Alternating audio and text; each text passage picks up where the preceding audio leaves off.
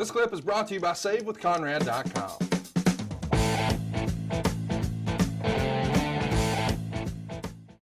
No, I'm with you on that. Let's talk about what we're really here for. This same show, we've got Hulk Hogan defeating Kurt Angle by DQ when Shawn Michaels interferes, but the bigger story is reported in The Torch. This is directly from Wade's writing here. A few weeks ago, the feud was limping along. Michaels was giving wishy-washy tweener promos. It felt as if Michaels was going to be a good trooper and play his role as the latest job to Hogan's leg drop. Then Hogan would move on to producing 6 more episodes of Hogan Knows Best for VH1, and Michaels would move on to another feud, able to redeem himself from the Hogan loss with a good match or promo and a strong opponent. Then something happened along the way. Hogan took some pot shots at Michaels during mainstream media interviews. Michaels got inspired and spoofed Hogan in a borderline heavy-handed way on Raw. It appeared things were going to be interesting come August 21st. They went face to face on Raw for a major segment that closed out the August 8th episode, and it appeared things were back to the usual routine, with Michaels cutting a more traditional heel promo, Hogan cupping his ear and getting cheered, Michaels throwing a punch and Hogan blocking it and knocking him out of the ring. Michaels showed signs of being the bump machine whose job was to make Hogan look good, do the job, and just be happy to be getting the minority share of the main event pot of gold that Hogan has so generously shared with his opponent over the years. But it turns out that may not have been a sign of what's to come.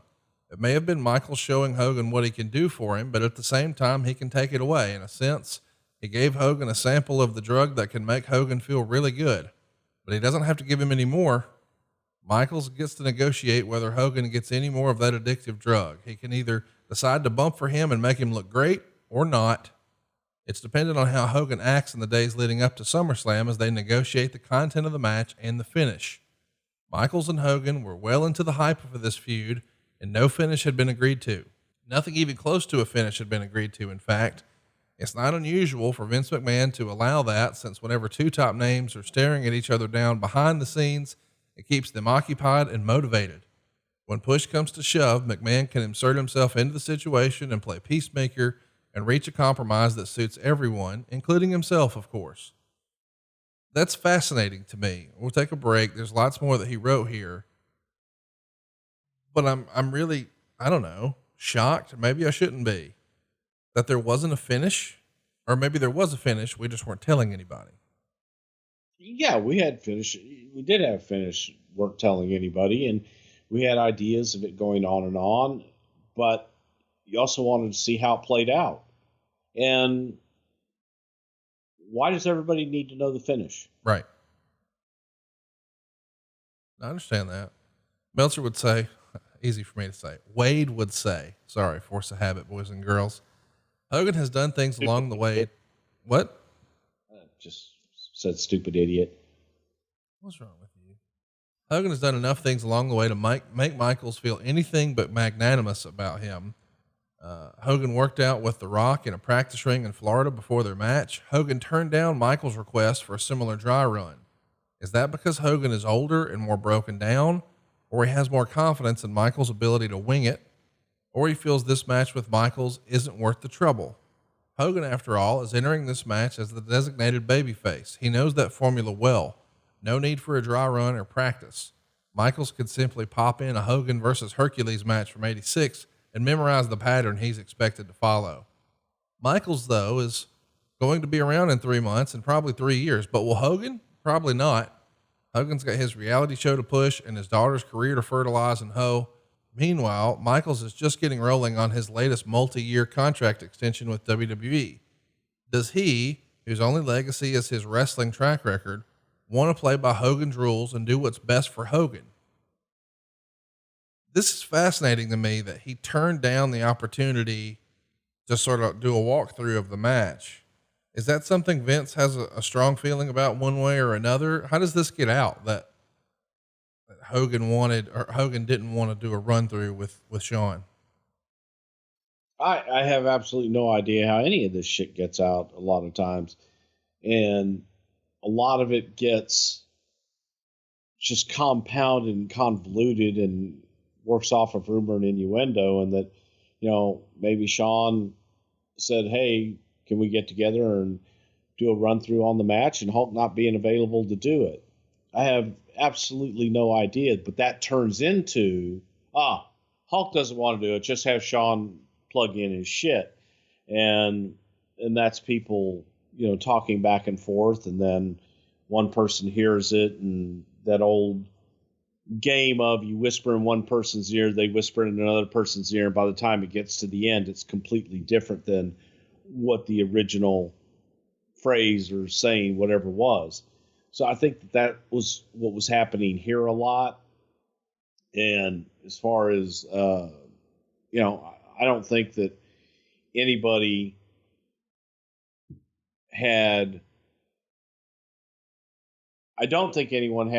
didn't have confidence, is what I'm trying to say, in Shawn being able to pull out a great match with Hulk, even if Hulk couldn't do anything. So there's that too. The next thing written here is, so insiders say Michaels began playing hardball regarding the finish of the match in recent days. He didn't want to be 0-1 against Hogan, and that's it. So now there's talk of Michaels actually beating Hogan at SummerSlam, and in exchange, Michaels does the leg drop job at Unforgiven in September. After all, if Ultimate Warrior got to score a 3 count against Hogan, why not Michaels? If anyone has earned a pinfall win over Hogan, it's Shawn Michaels, even more than The Rock, Steve Austin, or Triple H. Michaels is a worker and workhorse. He continues to work a near full schedule for WWE, and he plans to be around for years to come. Bret Hart, if healthy enough to work full time, also deserves a pinfall win over Hogan. It all makes business sense, and it would be the right thing to do out of principle. Michael's skills as a worker is what will make the match even possible. His promo skills are what make the match big money. What do you take of that when a guy like Wade Keller says so-and-so deserves it? I don't think anybody deserves anything. Right. So it's business. You don't always get what you deserve. You don't always get what you want, but you get what you need. And who is he to say who deserves what? You do what's best for business, and you do what's best for the story. Let's talk about what's written. Sources say Shawn has been anything but a pushover so far in dealing with Hogan behind the scenes. Every time Hogan says no to an idea, Michaels keeps it even by rejecting a Hogan idea. So every time Hogan says, "That's not right for me, brother," a few moments later, Michaels will fire back with, "That don't work for me either, brother." Hogan and Michaels He's getting this information from who? I don't know, but you're saying they got along great and this is all make believe? I'm not saying they got along great. I'm saying that portion of it is make believe, and that's just somebody freestyling. Yes. But the point is, you have to consider the source of my sources. Okay. I'm with you on all that, but is it fair to say they don't like or trust each other? I don't think they liked each other. Do you think they trusted each other? Yeah. Yeah. Anytime you've got to get in the ring with somebody, you've got to trust them. Let's talk about the rumor and innuendo that Shawn is playing hardball about the finish because he doesn't want to be 0-1. I mean, do you remember Shawn pushing back on losing or saying, "I can't lose" to Hogan? I think both guys were looking at trying to get 3 out of this thing. And I don't know that Vince was necessarily sold on 3. It was, somebody's got to be 0-1 to start. Right. Was there the idea of, you said 0-1 to start. Was there an idea of this being a 3-match series and this became so difficult we backed off of it? There was an idea for it to be, yes, definitely for it to be a 3-match series. And I think we were going to get to a Survivor Series with it, if I'm not mistaken. But as you got into it and it just became, what do you want to do? And then I think Vince looking at it going, God, do I really want to do this 3? And is it going too far with all the real shots that we're taking back and forth? And that's when he started questioning it. My goodness. What can you tell us about the negotiation, the finish, and this promo the next night? Well, first of all, the negotiation, I actually hit my mute button because I was laughing so hard. And I probably shouldn't have, because it's just so fucking ridiculous and speaks to the naivete of someone writing this crap that have never laid out a match, never sat in when someone has laid out a match and gone over things. Well, I'll agree to your things, but I've got to beat Hogan into a bloody oblivion before I lose. Right. That doesn't make sense. Well, it kills the credibility of anything else that they say, which they have no credibility. The match, the finish, everything about it was debated 9 ways from Sunday before they ever got into the ring, and for weeks ahead of time, trying to get 2 out of it, trying to get 3 out of it. What do we do? What's the first finish? What's the second finish? And in the end, through all of the machinations of, and I truly believe that deep down inside, both guys wanted to do business.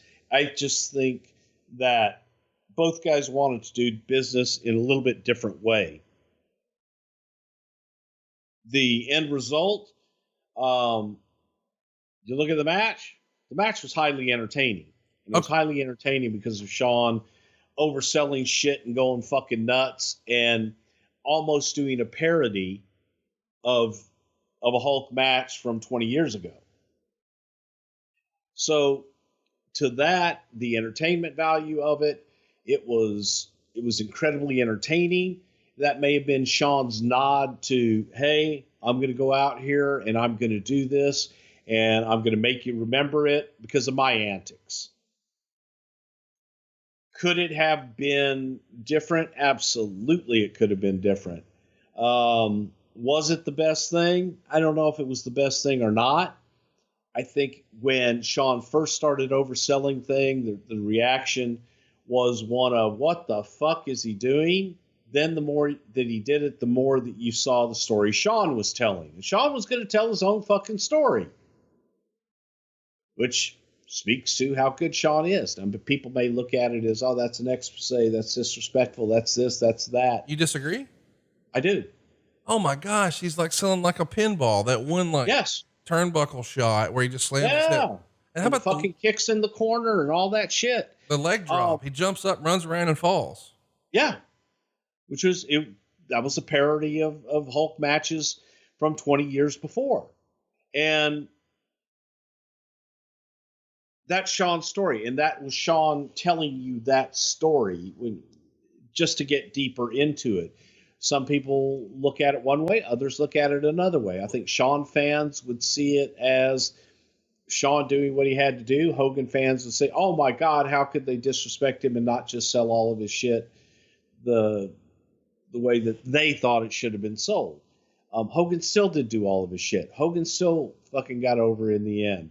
And for me, from a creative standpoint, I would have liked to have gotten more than 1 out of it. I would have liked to, even if I just got to 2 and we had 1 and 1 and leave it at that. Yeah, that would have been good. The argument still stands. There was that pitch. What about the I still wanted to go for 3 and blow it out somehow. But through all the machinations, through all the bullshit, that's where it ended up. And I think, once again, it was a situation where people go, okay, hey, we're going to, quote, work shoot, and the work turns into a shoot, and then feelings get hurt and people misunderstand because they feed into all the other bullshit. Let's talk about the promo the next day. The promo the next day. God damn. Oh, the promo the next day. But again, to Shawn's fans, that was dead nuts on. And it was dead nuts on. It took Shawn to the next place, and motherfucker was right back being a babyface again. To Shawn's fans, that was the right thing and the right thing to say and do. Let me ask, though. when he's out here sort of, oh, I couldn't keep up with his catch can style, and he's on a plane, but I'm right here, and this is what he wants from you. I mean, as an old school guy, are you not a little low-key offended when we're really just saying, this is all bullshit and you know it? It was during a time that we were trying to be a little edgier and throw some of that real life rumor, innuendo bullshit into it. You know what, though? Feed into it. In fairness, to your point, you know, we talked about it earlier. Why would you publicize the negotiations with Lesnar? And then they even publicized the negotiations and discussions that Stephanie had with Dusty. This is probably the era where you guys were like, you know what? Fuck the quote unquote dirt sheets. Let's control the narrative. We'll just report our inside shit and they'll have to come to us first. And the fact of the matter is that, you know, both guys, Hulk and Shawn, I think could have handled the situation better. Hey, it's Conrad Thompson. Thanks for checking out the podcast here on YouTube. Be sure to hit the subscribe button and the notifications bell so you get a notice anytime we upload some new content. And go save yourself some money right now. If you're in a 30-year loan or you have credit card debt, it's not a matter of if I can save you money. It's a matter of how much. Find out right now for free at SaveWithConrad.com.